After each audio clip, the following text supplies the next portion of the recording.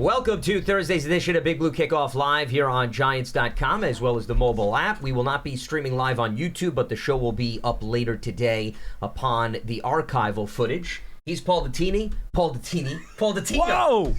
Whoa! Lance Medow. All right, wait a second. At least you ended it in a vowel. Yes, okay. I did. The wrong kept vowel. it. That's okay. You kept it in the same classification. Correct. I can live with that, Larry. Well, I'm glad. That's not a problem. I've been called worse myself. So now we're both even from that standpoint. It is presented by Cadillac, by the way, the official luxury vehicle of the New York Football Giants. We appreciate you tuning in. Multiple ways to chime in on the program, 201-939-4513, hashtag Giants Chat. As a reminder, you can find the archive of this show and our entire podcast network on the Giants mobile app, podcast platforms everywhere, and at Giants.com/podcasts. As we welcome you into the Giants podcast studio presented by Hackensack Meridian Health. Keep getting better. So a lot to recap from training camp today. We had a few media sessions as well. Brian Daboll spoke before practice. We heard from a few players after practice. It wasn't perhaps as intense as the last few days because we didn't have a full padded practice. Shells only. Correct. Still, though, I would say some highlights worthy of talking about. And let's start from that standpoint because I thought some of the receivers stood out, specifically Malik Neighbors, who was back on the field after nursing the shoulder injury. Brian Daboll said he was going to take part, and Daboll was spot on. Boy, did he ever. Yeah, 100%. Neighbors was very much involved in the thick of things, had a really nice catch down the right sideline from Russell Wilson, and then had another catch further down the field on the sideline, and was heavily involved and engaged in practice for a guy that, you know, there was a little bit at least concern when it happened, though upon further testing, they weren't as overly worried. There's over concern every time somebody comes out for a couple of plays or misses the second half of practice because the social media universe immediately explodes like a volcano and, tragedy, the guy's going to be out for weeks or months or whatever it is. Everybody jumps to conclusions all the time, and really you just have to wait until it plays out. If there's one thing you and I know from doing this for a long time, let it play out. Yes, if the guy left practice, obviously something was amiss. But that doesn't automatically mean it was terrible or it was long-term or it was something serious. Sometimes something could be amiss and it just means he's going to be back out there tomorrow. And that exactly was the case with respect to Neighbors. Also, this was the first time in quite some time that you had him, Wan'Dale Robinson, and Jalen Hyatt all on the field simultaneously. Hyatt caught some passes today, too. Yeah. So I think that was a positive just to get the regulars back in the mix after each one of them had been nursing something or dealing with an injury of some sort. So the top quarterbacks were able to work with the main weaponry, which had not been part of the trend over the previous few days. Another interesting receiver to mention today was Montrell Washington, who over the last couple of days has started to put some blips on the radar. I mean, I'm not going to pull any punches on this. During the offseason, I really didn't notice him. And now the last couple of days, either in one-on-ones or catching punt returns and kick returns during the special teams drills.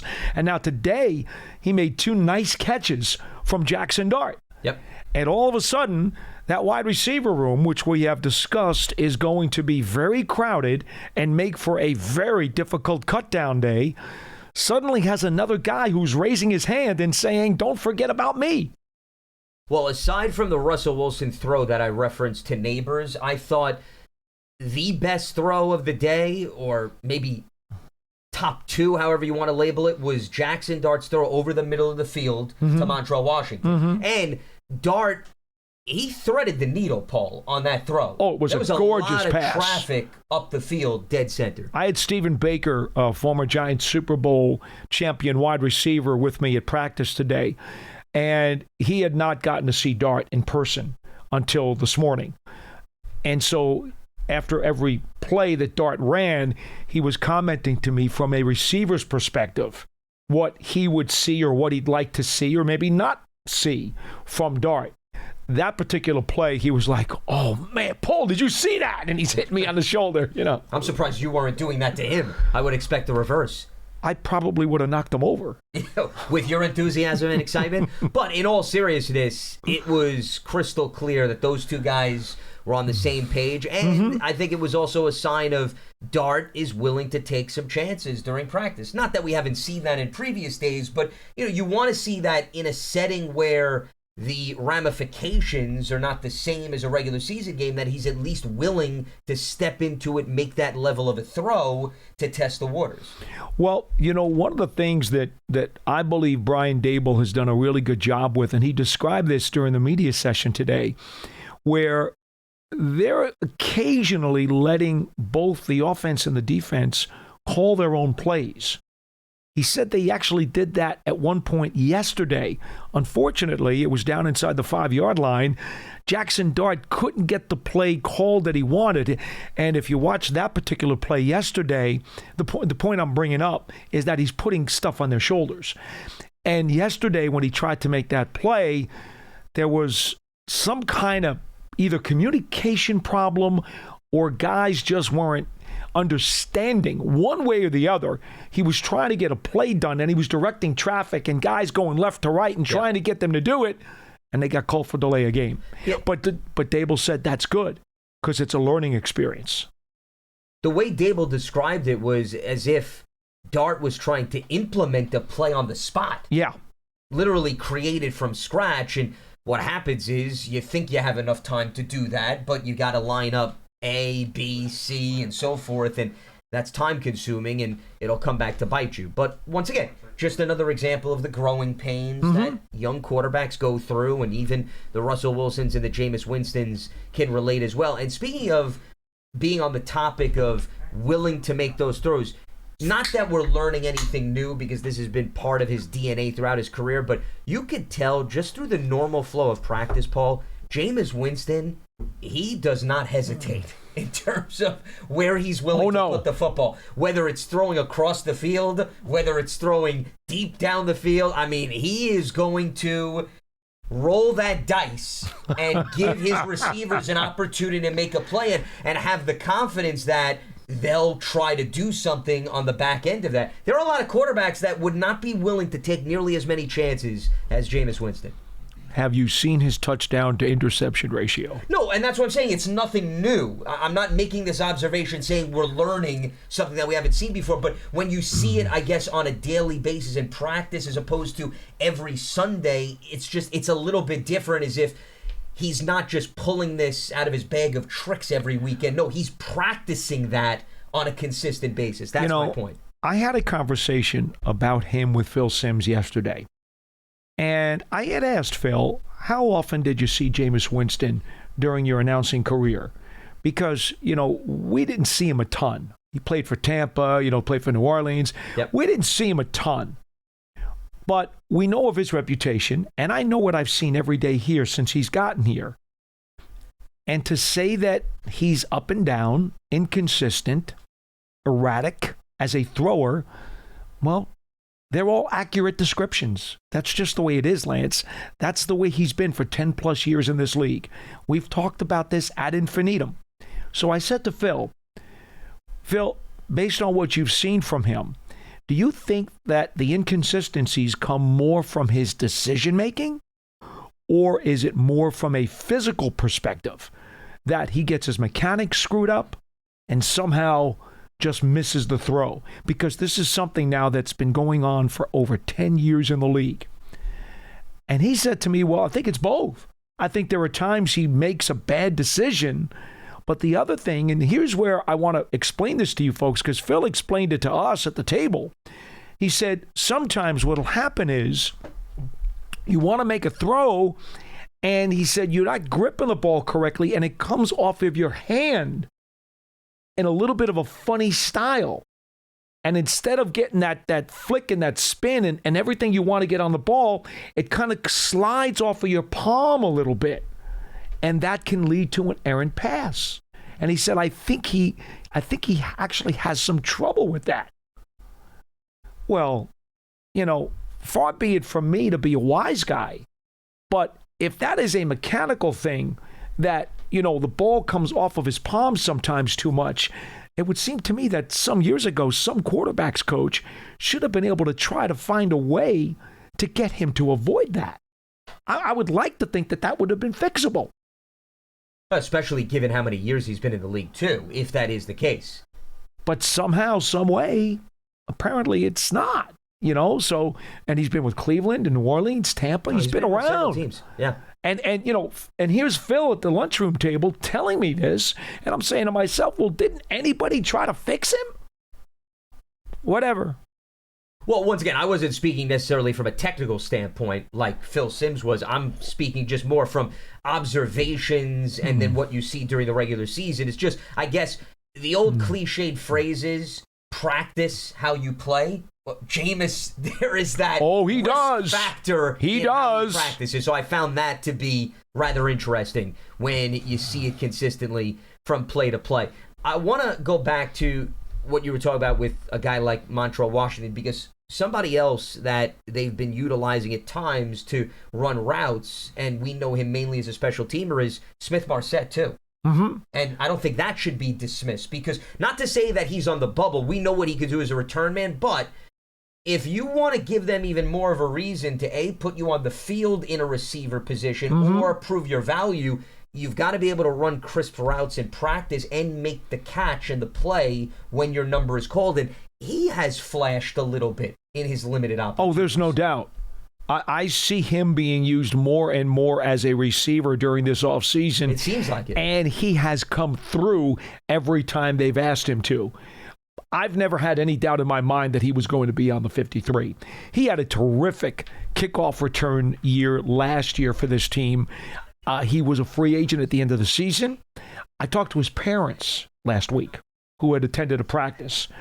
He really liked it here. He's a Jersey guy originally. Did they seek out you, or you sought out them? Well, they were wearing his shirts. So you put two and two together? Well, because there are not a lot of Smith-Marsette jerseys in the crowd, to be frank. No disrespect to him, but you don't see many. It's noticeable. It is. Clearly, they're in a crowd. So you then walked over to them. Yes. As a result of spotting his rare jersey. Okay. I just wanted to be polite and tell them that he's been a real nice addition to the team and enjoyed watching him play last year. He was a free agent. It was a one-year deal. And, I'll be honest, I was a little concerned that he might land somewhere else because he was that good on kickoff returns. And he wound up re-signing with the Giants, and I was very glad about that because now I see they are trying to give him more opportunities in the offense, and he's looked good doing it. There's no doubt on my mind. He's on the team. He's on the 53. I'm with you. The shame of it is Bryce Ford Wheaton wound up ripping his Achilles. He also would have been on the 53 because he was the best kick coverage guy the Giants had on the roster.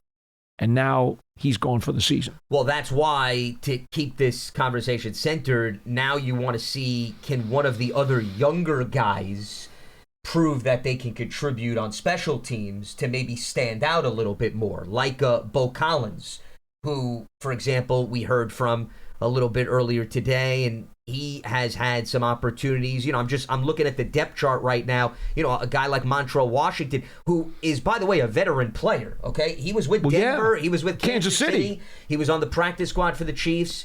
The first year with the Broncos, 2022, he played 15 games, mainly as a special teamer. So he actually has tangible NFL regular season experience and on special teams. So he continues to make plays during practice. We'll see what happens in the preseason. That maybe helps elevate his chances, depending on, of course, if they go to 6 or 7 wide receivers. 7's a no-go. Well, there's been years we've been here that they have kept 7. I can't see it happening because they've got a potential of 4 backs to keep if they go to Turbo Miller, and they've got a potential of 4 tight ends to keep because that competition is also really good. And if injuries come up, too, you never know. So I think it'd be next to impossible for me to keep 7 receivers. So I guess if you look at it from the standpoint of Neighbors, Slayton, Robinson, Hyatt, Smith-Marsette, are you pretty much penciling that in? Okay, those are my 5 for sure. So in your mind, then, one other spot is up for grabs? Possibly. Okay. I'm not even sure they'll keep 6. But if they do, and I think 6 is possible, that's the one that's opened. Right now, there's no doubt for me, Bo Collins would be the guy if I was strictly looking at receiving production. But it's hard to only look through that lens, given the dynamics of this roster, especially since that guy, it's not even a question. You're going to either be inactive, you're going to be a healthy scratch, or if you're active, you're going to have to play special teams. Correct. There's no ands, there's no ifs, there's no buts. So I get where you're coming from. I guess what I would respond to you, Paul, is I don't know if the Giants are in a position of luxury where they can afford to keep just a wide receiver who happens to be appealing for what he does as a route runner. I don't think they can either, which is why, folks, I might as well tell you this now because Bo Collins talked to the media today. He's going to get a lot of publicity in tomorrow's newspapers, that's for sure. In my mind, he is the best of the undrafted rookie free agents in this class that the Giants have brought in.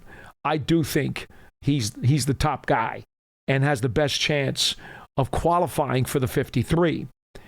But to do that, I'm with you, Lance. I think he's going to have to show something on specials, and we won't really see that, I don't believe, until we see the preseason games. And, folks, if you want to look for a key, I'm going to let the big cat out of the bag here. Of course, I'm joking. But if you see him on special teams during the preseason games, that basically tells you that they like him as a receiver and they want to see if he can provide that added value which would enhance his chances of sticking. Yeah, they want him to test the waters. Here's another name that we should throw out because he also was a little bit involved. And by the way, that's what they did originally with Bryce Ford Wheaton. When they brought him in as an undrafted rookie free agent, he was brought in as potentially a depth chart receiver. And then they said, we really like you, but you can't just play receiver. You got to play specials too. And they started putting him on specials. He was doing really well, and then he popped his ACL. That was a couple of years ago. Same potential roadmap for Bo Collins. And another common element here is the fact that Bo has length. He's 6'3". So he has, from a physical standpoint, Paul, the features you can utilize. And Dable said he's really tough and physical, and he loves to get his nose in there and block for running plays. Now, on a related note, the other player that I wanted to throw into this conversation while we're talking about who's battling for the 6th spot, would they go to 7, little Jordan Humphrey. There's another guy at the wide receiver position. And there was former a lot of Bronco speculation with Russell Wilson. Yep. So there's some history there. There's been some speculation about maybe him transitioning to tight end, but I don't really see that happening, at least based on what has gone on during the course of camp. And another player like a Montrell Washington who, yes, is new to the Giants, but has NFL experience. So he is worthy of throwing his name into the hat as well. And little Jordan Humphrey, also a player with length and the ability to stand out because of his physical frame. So they've got different types of players that they're going to be evaluating over the course of the preseason. But as we've been discussing, Paul, it's going to come down to who can you throw out on the coverage team and who can make a good read down the field, or is there somebody else that can be involved in the return game as an insurance policy for Smith-Marset? Look at Dylan Cambry, who also is in this wide receiver room. Another undrafted. And made his entire college career out of playing on the coverage units on special teams. His offensive stats, his kick return stats are basically nil. His entire college career was based on kick coverage. Well, guess what? Here, during the offseason, he's catching passes, and he's showing terrific hands. And it looks like he can play. So how does he factor in to this equation? Folks, this is why I'm going to say it again, I love the preseason. Because I'm watching every snap all the way down to the very last second on the scoreboard, because all of these snaps matter, especially to these guys who are fighting for the potential final few spots on the 53.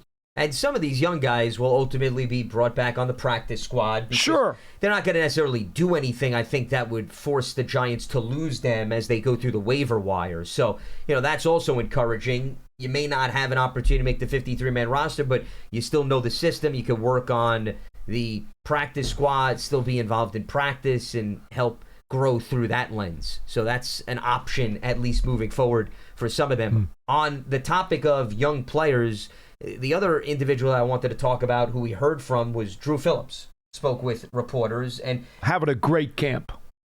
But I really liked his transparency, what he was discussing with the media today, Paul. I don't know if that jumped out to you, but I'm not saying that we haven't heard from other players who maybe after their first year in the NFL can step back, reflect, but he really was upfront in saying, boy, the game was very fast, and it was hard for me to catch on. He said he really didn't get to the point where he was somewhat comfortable until the very last game or two. And he was hurt, if you remember. Yeah. He had injured his arm and his shoulder, missed a game or two, and then came back, fought his way back into the lineup because he couldn't stand to miss a game. He's a gamer. Man, Drew Phillips is a dog, D-A-W-G. And the development, the confidence, the assertiveness, the way the game is slowed down for him, I expect him to have a sensational season.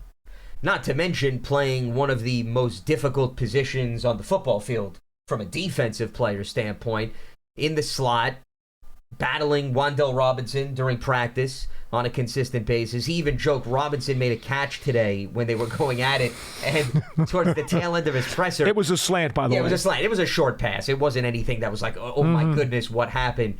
So clearly with them in shells, you're not as physical as you would be with full pads. So he was asked about that play and said, yeah, I was the one defending Wan'Dale Robinson, but if we had pads on, probably would have made the tackle, and it wouldn't have been necessarily a clean getaway. Because wide receivers, just for our audience to understand, they run out the play whether or not they would have been tackled. It's just to get in the right headspace of get the ball, weave in and out of traffic, take it to the distance. So that's not anything new, but defensive players are limited in terms of what they can do to slow down the player. But I thought that was a light moment and a fun moment. But he definitely understood what a grind it was as a rookie to just simply understand and feel comfortable with respect to the speed of the game.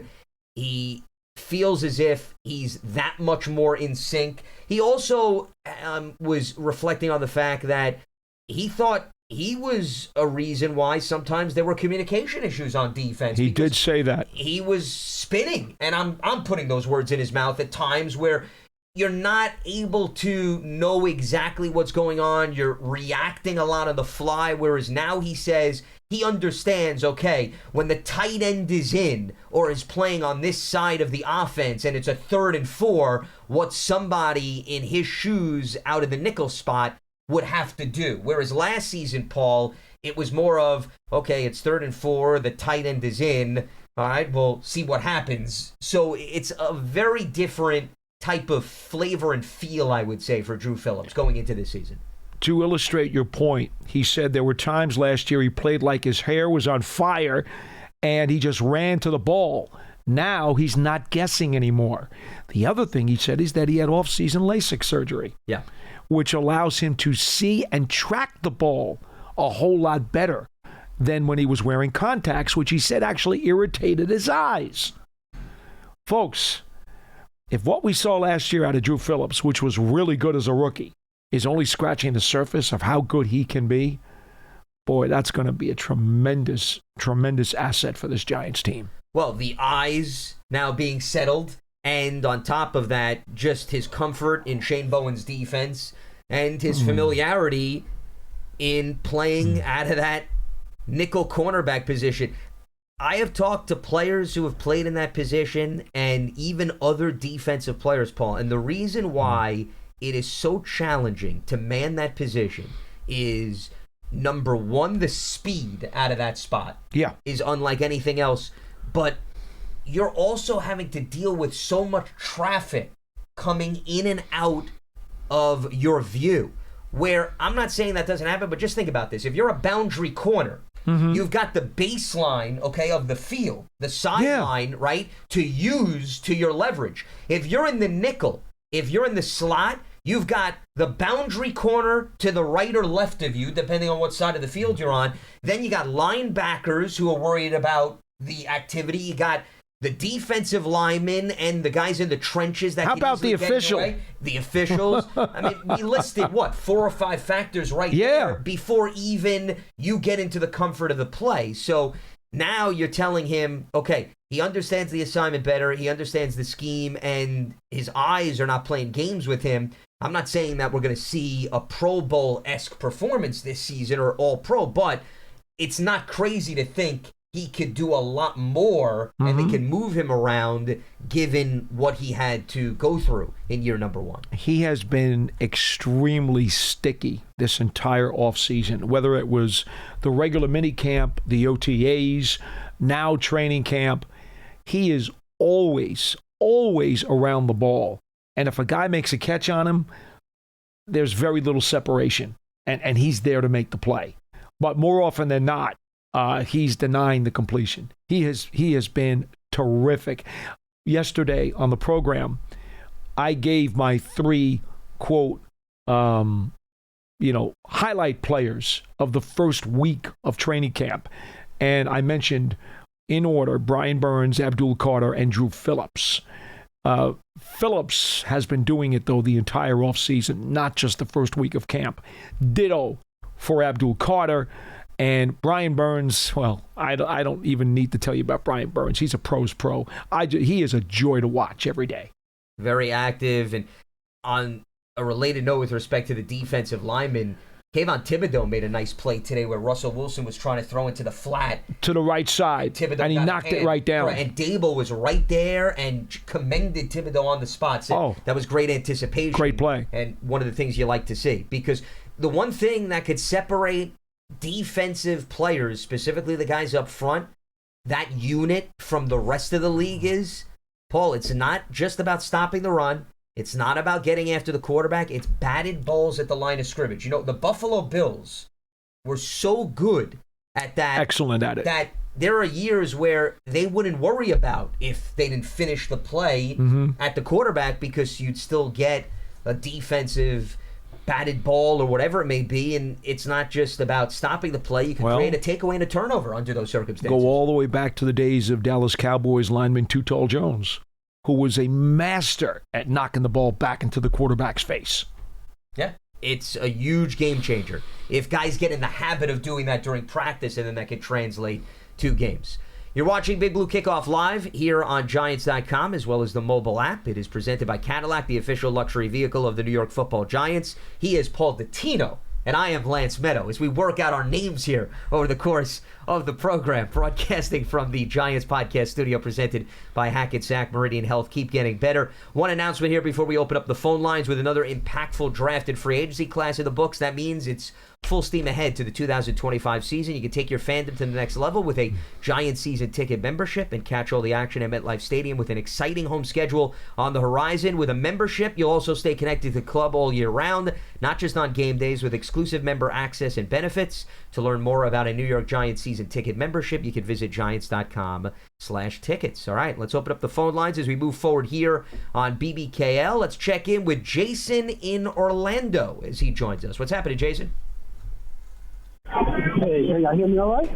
A little bit. You sound as if maybe you're in a bit of a closet, but we'll see how the phone call plays out. Yeah. There we go. Is that better? A little bit better. Yeah. Yes, no, I just wanted to call. I seen Paul today in training camp, and I just want to let all the Giants fans know, if we get... It looks like we lost him. Wow. He was that excited to meet Paul Dottino that he just basically said that and then he dropped the mic. I left him speechless. Apparently. I was going to say, Jason, so you're one of the unlucky people that actually came to practice today and met Paul Dottino. Congratulations. I tip my cap. I'm just impressed he came all the way from Orlando to do that. Yeah, and of all the things that he could have mentioned of his highlights, he mentioned having an opportunity to cross paths with you. That's pretty wild. That's pretty wild. I am very humbled. So, given he's from Orlando, here is an individual that may have crossed paths with Mickey Mouse and Donald Duck and all those other great characters, but nothing will ever compare to him seeing you in person. Well, let's face it, I am the ultimate character. Yes, without it. That's why you fall right in line with all the Disney characters. And considering they're moving more into the animation realm now, or real life animation, you could perhaps carve out a role. Did I ever tell you that my secret number one item on my want list? I've actually revealed this a few times in the past, but I haven't done it any time recently. I would actually like to be the voice of a cartoon character. Wow. No, you have never voiced that to me, either publicly or privately. Yeah. So this is something I'm learning to about. Yeah. Just once. I don't care if I'm a guest star on The Simpsons or something else. You want to be the voice of. I would like to be a voice of a cartoon character, either in one episode of a TV show or a movie.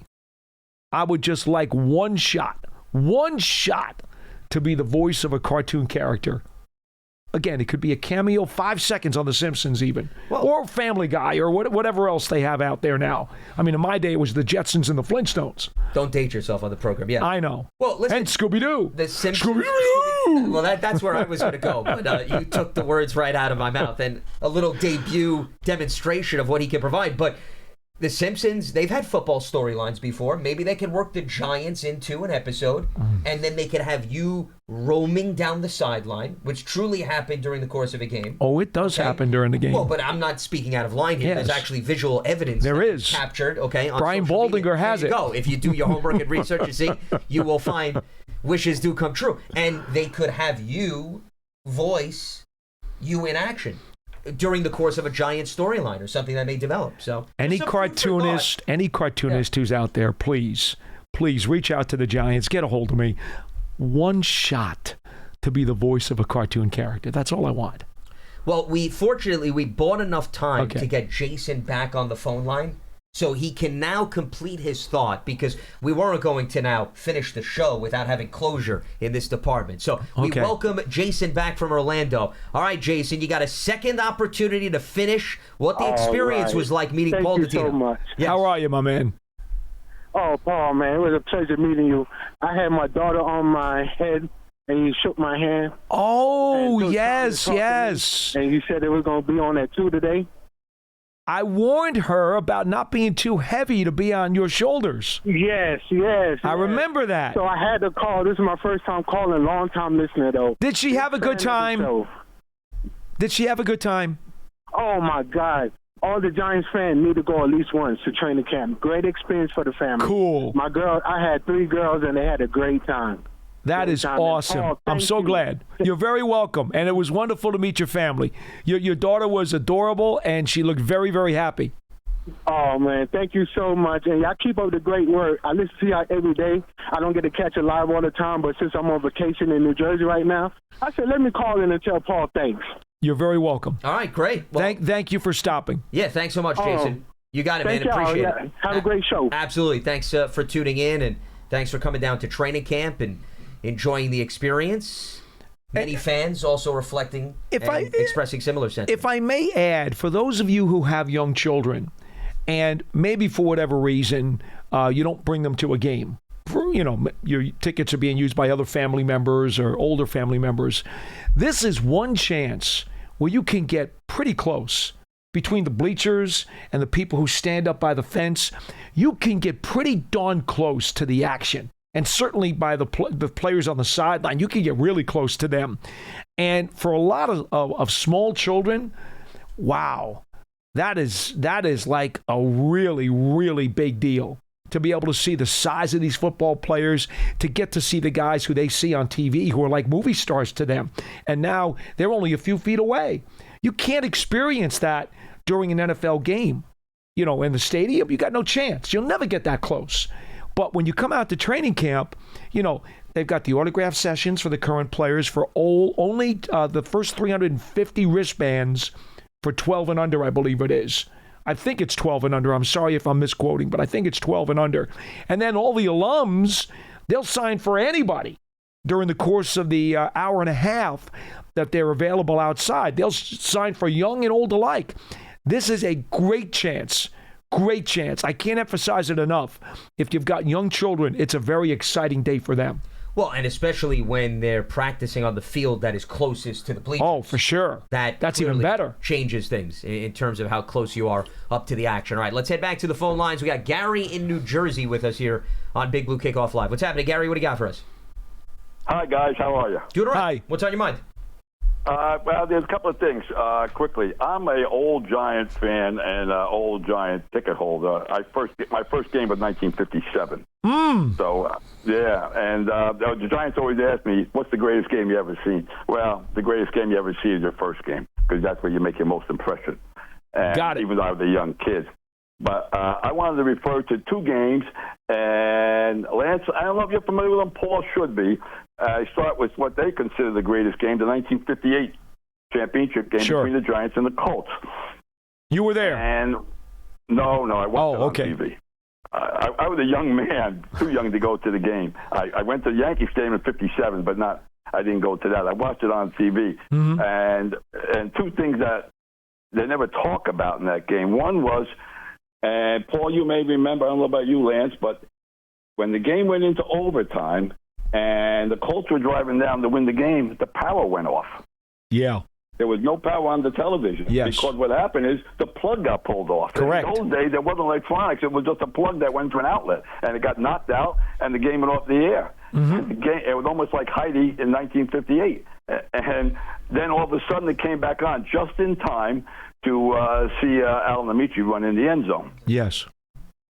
And the other thing I thought was interesting in that game was that when they went into overtime and they flipped the coin to see who was going to get it, and the Giants got it, and they kicked off, and who caught the ball and on the kickoff fumbled and got it back was Don Maynard. Correct. As a rookie, he was a Giants kickoff returner. We lost him after that. Yeah, he was a kickoff returner for them as a rookie, then wound up going to the Jets when they entered the AFL as the Titans. Right. And the other game I refer to as the '63 championship against the Bears. That was played in Wrigley Field, and it was like frozen. It was like playing on concrete. And Y.A. Till got hurt in the second quarter. They got him in the knee. Poor ligaments. Yeah, they wrecked his knee, and he still played the whole game. And he came back in the game. Schaffner dropped a touchdown pass in the back of the end zone. Yeah, Del Schaffner. I know. And the thing was that Sam Huff said, I don't think the whole game, the Bears offense never got past the 50-yard line. You could have brought up some winning games instead of losing ones, okay? These were painful championship losses. Yeah, but they were impressive. And Okay. He threw 5 picks in that game, Tittle. Yeah. 5 picks. Felt bad for Tittle. That was rough. All right, Gary. And one more thing is that I'm asking about the free kick rule. I know there's a free kick rule. Maybe you guys can explain a little better. What happens when you call a free kick? Can you call it any time? I mean, when you call a fair catch, you call a free kick. And when you kick it, if you don't kick it for whatever reason, is the play automatically dead, or can you resume the play without kicking it? Well, if you don't kick it, yeah, you lost me. Let's say a bad snap, and I'm assuming you're going to kick a field goal because that's why you take a free kick. Right. And there's a bad snap. Can you run the play normally? No, I think if you botch the play, I think it's an aborted play, isn't it, Lance? I want to say I believe it is, but let me look that up just to confirm because I don't want to speak out of line. Here's what I can tell you. At any time during the course of a game, you call for a fair catch, you can then execute a free kick at any point during the game. And it doesn't matter where you are on the field. You can tell people, okay, we're going to fair catch, and then you do the free kick. Now, if the free kick is aborted because of a botched play, or it's a botched play, I believe the play is aborted. We'll check on that for you. That's a very unusual question. And appreciate the phone call, Gary. Yeah. Wow. Very unusual question. Yeah, we went from historical championship games to free kicks. Was the last free kick Doug Flutie? No, there was actually one recently, if you recall. Wasn't there one right at the end? Flutie did one. He made a field goal on it. No, there was one that was right at the end of a half. Oh, remember? Oh, They yes, attempted a field goal. yes. I forget which game it was, but there literally was one. It was within the last 2 years. I want to say, I think it was this Was it past last year? actually. I remember. Yeah. I can't even recall who it was. Because But anyway. it was one of those situations where, they figured we got nothing to lose. Well, yeah. To be honest, there have been a few times over the years where I kind of thought that maybe it might not be a bad idea. It's worth a shot because, to be frank, I mean, I know with the Cameron Dicker this past December for the Chargers. There you go. Yep. Look, it's a way to get points if you think your guy can do it.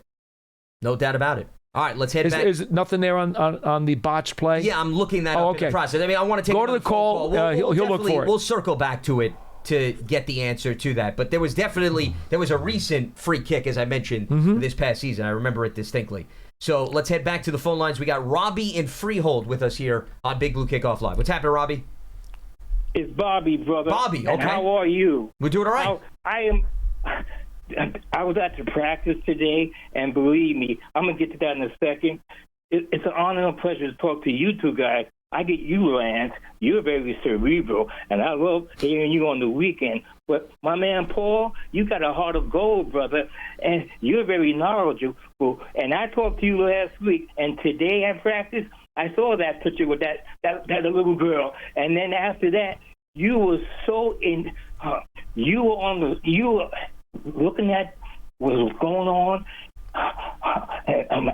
You are amazing. You were taking notes. You were very studious. So my man, I appreciate your kind words, but I'm just doing my job. I love what I do, and I'm very passionate about it. That's all there is to it. Very good stuff. Well, thank you. Let me go. I'm going to let you guys go. All I need is like 2 minutes. At today's practice, I was focused and I was concentrating. I'm going to the practice today. All I want to see is the offensive line. And then I said, okay, I'm going to concentrate on that. But you mentioned Stephen Baker, another class guy. When I talked to you last week, it was Corey Baker. I mean, I'm sorry. I don't want to get that wrong. My boy Corey. Stephen Baker, let me tell you, I had going home, thinking in my car, I remember those 2 championship drives and that Super Bowl. I thought that was a great Super Bowl. Now I'm seeing a little bit of Malik and Baker because he used to always get open. But if you remember that Super Bowl, those 2 drives at the end, going into the end of the second, but the beginning of the third. But let me tell you, those were championship drives. And if I do believe, Lance, you may know the answer to this question. I do believe the Giants had 6.0 per carry that game. And Buffalo had a great defense. They had Smith and company, and they only gave up like 4.4. So, my question is, when you pencil in this team, whatever's penciled in, do you think we'll at least get 3.0 carries? Now, we don't have Jumbo. We don't have Oates. And I'm not saying comparisons or similarities, but, man, you had Shockey and you had Mr. Cross. You had 2 tight ends. And I'm going to shout out to Whitney Houston because, man, Corey Webster, that's my man. So I'm going to let you guys go continue. Lance, you're the man. All right, Bobby. Let me know what you see. God bless you. And I hope to see you next year, Paul. Okay, Sounds you good, got Bobby. it. We appreciate the phone call. Well, I mean, we can react to the last point. I'm assuming he was talking about the yardage per carry this season. That's right? what I think he meant. I don't think 3 is that big of a stretch. I mean, let's put it this way. They better get minimum 3 yards per carry. That, to me, should not be the standard or the line that you want to draw in the sand. I think you need something far more respectable if you want to be in the top tier. And not to say that they need to be, but even in the top half of the league. I want to bring up the numbers from last season just to get a ballpark of where the top elite teams were rushing yardage per carry. Okay, so I got it here. The Ravens were 5.8 yards per carry. So you want to talk about 3 yards per carry? The lowest team in the NFL last season, Paul, was the Las Vegas Raiders, who were at 3.6. Right. Now, the Giants last season came in at 4.2. So that's where you want minimum to be again this season. Do you have total rushing yards per game by team? Total rushing average Average per game? Yeah, I got that. Because in my mind, the target should be at least 120 yards on the ground per game, if not more. I always say I'd like to get at least 130, but you better get at least 120 a game if you want to be a balanced offense, which, by the way, is the best thing that you could do for Russell Wilson, because he is such a good play-action passer that if you give him that balance, it makes him much more effective. To answer your question, 130 was the cutoff to be in the top 10 last season. Yeah. Average yards per game total. And the Giants, they came in at 105 yards. No, it's not enough. So not enough. That's quite the leap that you're going to want. Now, remember, you added to the backfield with Cam. So Scadaboo should help. You hope that the offensive line stays healthy, okay, and there's not as much toying with that group. That should help as well. And then to your point, the improvement in the caliber of the quarterback. Yeah. And how defenses need to look at Russell Wilson, that could very well open up some better lanes on the ground. So there's three factors that are in work here that could elevate the overall rushing attack. It's the improvement at quarterback. It is hopefully steadiness up front with the personnel on the offensive line. And then the additional versatility of the running backs. And also a guy like Tyrone Tracy having even that much more experience. I'll give you one more. Sure. If this defense is as good as we think it can be, the Giants won't be having to play from behind all the time, which means they will be able to be more balanced should they want to be. So we could sit here and we could probably add two other factors if you really want to dig deep. But those, at least from an offensive standpoint, you were bringing in the defense, the balance of the team. But if you're just looking at it from an offensive side of things, those to me are the three factors that come to mind. You take that into consideration. If you can you're at 4.2. If you could get into 4.5 territory, 4.5 yards, I mean, that to me is a really good number. If you can maintain that throughout the course of the season, you were asking average yards per game for the team. I'm looking at carry. I want to see if you needed to qualify for the top 10 last season. I said Baltimore was at 5.8. Yeah. So I'm just looking at what would have been the cutoff number. Remember, 4.6. Lamar Jackson has a lot to do with that Ravens average. And quarterback Washington was in the top 10, and Jaden Daniels. And same thing. Contributed. When you have a quarterback who is going to be either first or second on your team in rushing, your average yards per carry is going to be inflated because quarterback average yards per carry are always on a dilated scale. Yep. No, the quarterback is going to influence those numbers, especially if you have somebody that plays a prominent role. And even if you go back to last season, we mentioned Baltimore and Washington, Jalen Hurts with Philadelphia. They were in the top 10. There's another one. So there is another team that you have to take into consideration. I know Anthony Richardson got hurt, but Indianapolis builds their running game with Jonathan Taylor around the quarterback. Daniel Jones is going to run for them, I'm sure. Sure. So all of those factors play a role. Now, Russ is somebody that does add that mobility factor, but I think for the sake of the Giants, you don't want him running. Correct. Your offense. Bite your tongue, Lance Medow. Well, bite your tongue. I'm not going to bite my tongue within the context of the conversation, at least. Okay, but do not have Russell Wilson running the ball a half a dozen times a game. Please do not do that. I don't think you want to get into that territory. Thank you. No doubt about that. All right, I can calm down now. Yes, absolutely. All right, let's head back to the phone lines. We check in with Dean in Minnesota. What's happening, Dean? What do you got for us? Hi, guys. Yeah, I have a question. I've been watching your show every day, and you guys have been saying how good Russell Wilson has been in practice during the off-season. The question I have for you, what do you think will happen if Russell ends up having a perfect season? You know, what would happen to him next year? I know he's signed only for 1 year. Right. How would that impact his future with the Giants, and how would that also impact Jackson Dart's future? We had this conversation on the program yesterday and maybe even the day before. If Russell Wilson plays extremely well and the Giants play well, and somehow, let's just say they make the playoffs.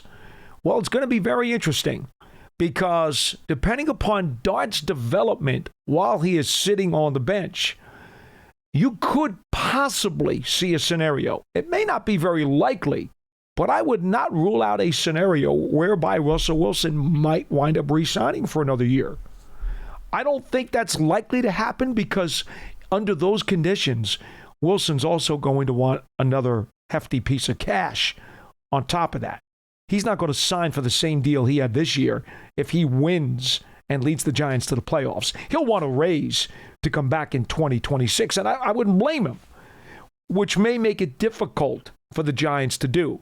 Now, the one thing you can do, because Dart was a first-round pick and you get the fifth-year option, in theory, if you wanted to, again, circumstances would have to be unique but possible, you could bring him back for another year.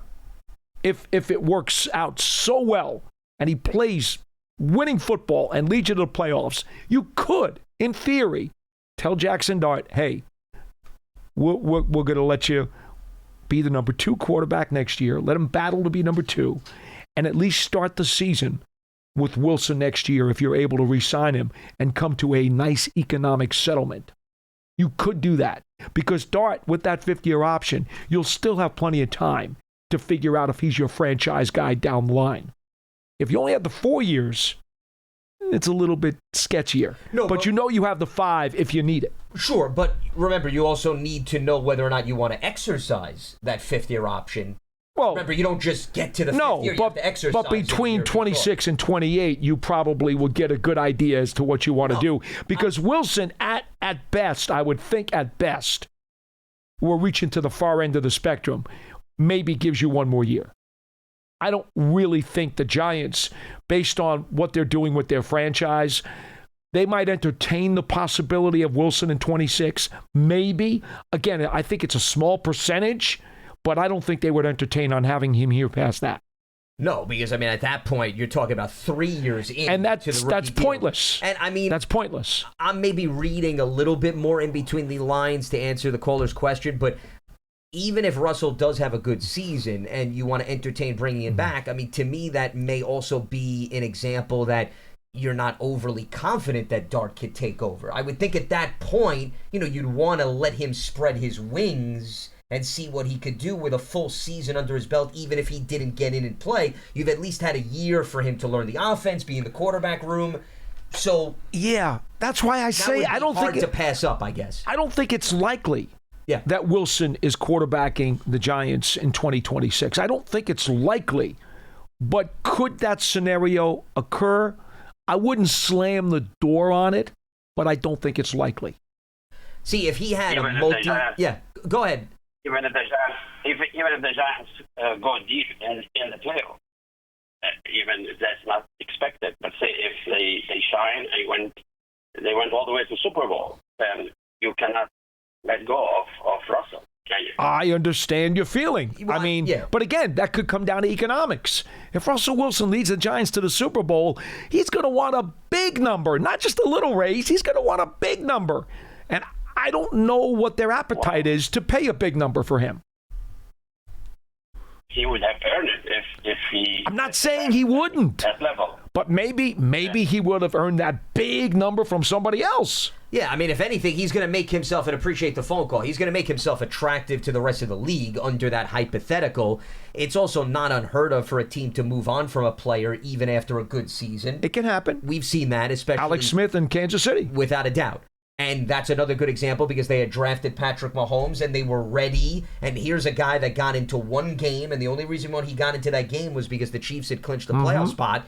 If they don't, and they have a meaningful last week of the season, Alex Smith is probably under center. But Kansas City behind the scenes said, hey, Patrick's ready to take the baton, so we're going to now accelerate things and move forward. And everyone follows a different plan, but I would think if you ask the Giants, the ideal situation would be learn from Russell Wilson year one, get comfortable, and then him take the baton year two. That would be an ideal follow the necessary steps, cross the T's, dot the I's. I agree. Let me make that clear, folks. I agree. That would be the most logical, most reasonable, most rational, probably most beneficial scenario.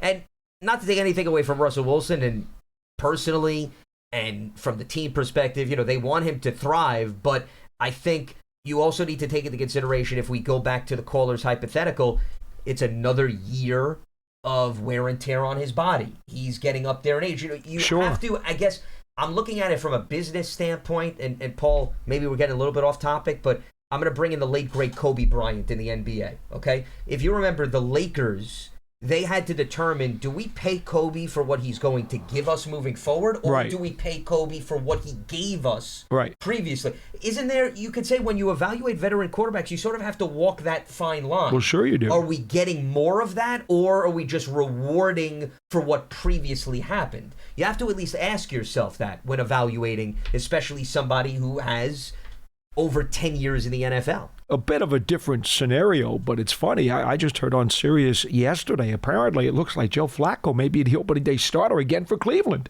Yeah, well, that's not crazy. Their current everybody, how many times has he been given up for dead? He's like a cat. He's got 9 lives and then some. Well, remember, they got 2 rookie quarterbacks, and they also have Kenny Pickett, and Pickett just got shaken up with an injury. So remember, it's again another example of how the dynamics are different from team to team when you look at it from the NFL standpoint. Speaking of a guy with 9 lives, Ryan Fitzpatrick was one of those guys too. Yeah, I mean, think about how many uniforms he put on over the course of his career. I mean, nearly half the league. Incredible. At one point.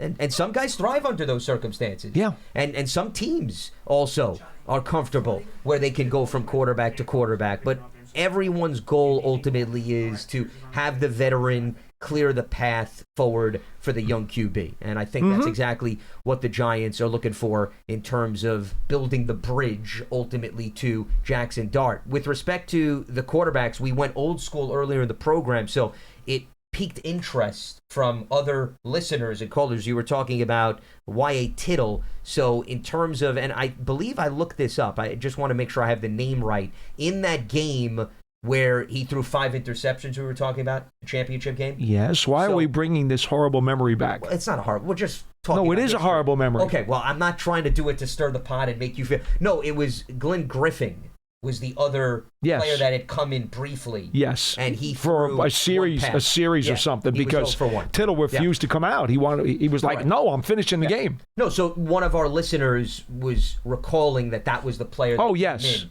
Yes. That was the only reason why we brought that up. Yeah, Tittle was in really bad shape, but he had to be out there with his guys. He was a warrior. But now bringing it full circle back to something that perhaps will be a little bit more positive for you. Please. Okay? That's my goal. We want to end on a high note from that standpoint. No, getting back to the quarterback situation and some of the observations that even we've seen over the course of practice. You mentioned Russell Wilson was one of your top 3 guys that you had listed, right? Over the course of the first week on offense, there was no question for me. Russell Wilson has just been terrific ever since he got here. Well, the one thing that I noticed just from watching practice today, and one of the passes that he threw was to Malik Neighbors down the right sideline. You could tell, even in practice, Russ knows how to buy time.